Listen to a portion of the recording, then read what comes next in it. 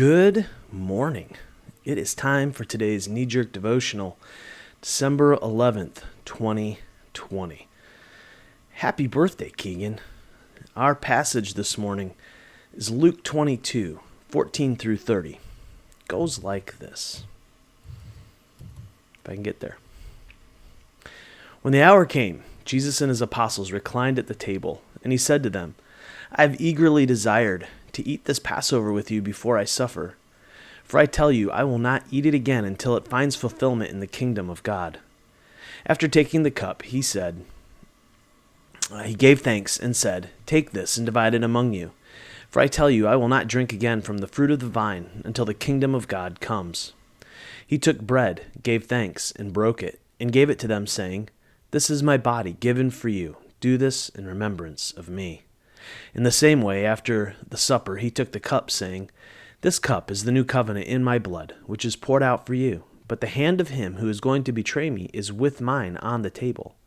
The Son of Man will go, as it has been decreed.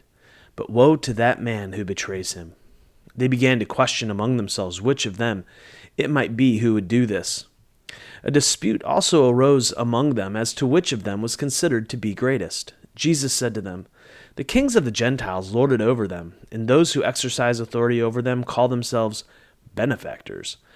But you are not to be like that. Instead, the greatest among you should be like the youngest, and the one who rules like the one who serves. For who is greater, the one who is at the table or the one who serves? Is it not the one who is at the table? But I am among you as one who serves. You are those who have stood by me in my trials. And I confer on you a kingdom, just as my Father conferred one on me, so that you may eat and drink at my table in my kingdom and sit on thrones, judging the 12 tribes of Israel. But I am among you as one who serves. Amy and I are watching a TV show about firefighters called Station 19. It's pretty well written and tackles some interesting issues. One of the themes that runs through it is leadership.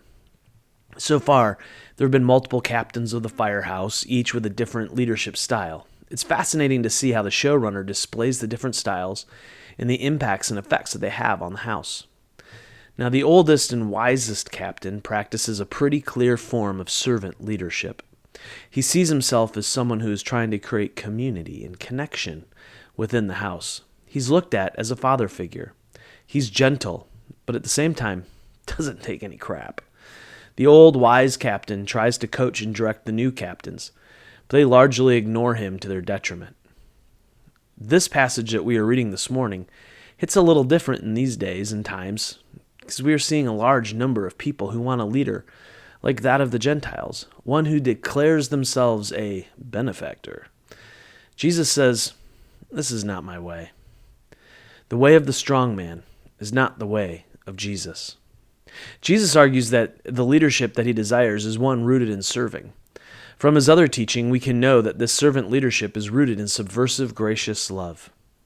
The disciples were arguing about who the greatest disciple was.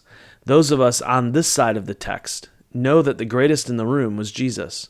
They knew that too, of course, but these were young dudes, and like young dudes do, they were jockeying for power and prestige over the group. Jesus, in the way that only Jesus can, basically says, boys, take a breath. You've got the whole thing upside down and backwards. Greatness in my kingdom is not found in who sits at the head of the table. Greatest in my kingdom is determined by who serves. Look at me. I'm the Son of God, and here I am serving you. I don't lord my power and authority over you. I don't need to. I'm going to serve you and love you and show you that real power is rooted in subversive, gracious love. We have things so twisted. Leaders are not the loudest, the strongest, or the most bombastic. Leaders are the servants, the gracious, and the compassionate. Real power, the power that comes from God, is not the kind of power that says, Look at me, see how I am the best and greatest for you. No, real power, the power that comes from God, is the kind of power that reflects to the world a subversive, gracious love. Until Monday, Love well, my friends.